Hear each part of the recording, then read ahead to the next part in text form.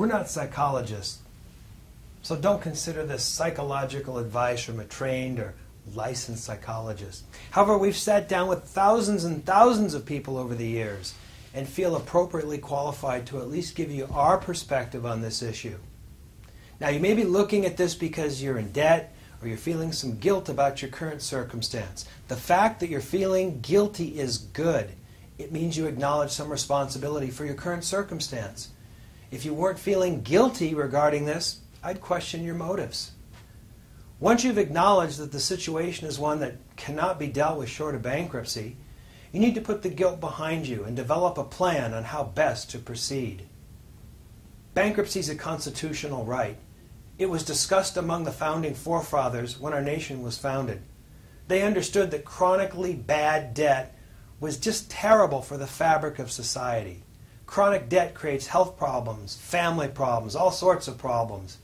These types of problems will drag down a society. Accordingly, they borrowed a principle from the Old Testament, which states that moneylenders should forgive those that owe them money once every 7 years. Now, certainly there was a lot of wisdom in the old law, and the founders of the Constitution understood this.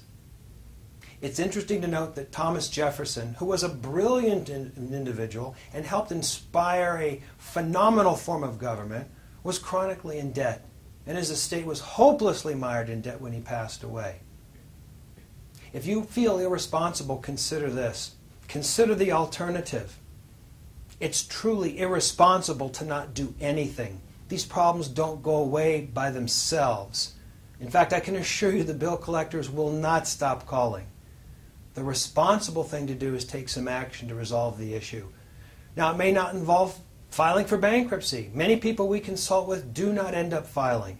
We help them find some solution short of bankruptcy to solve their particular problem.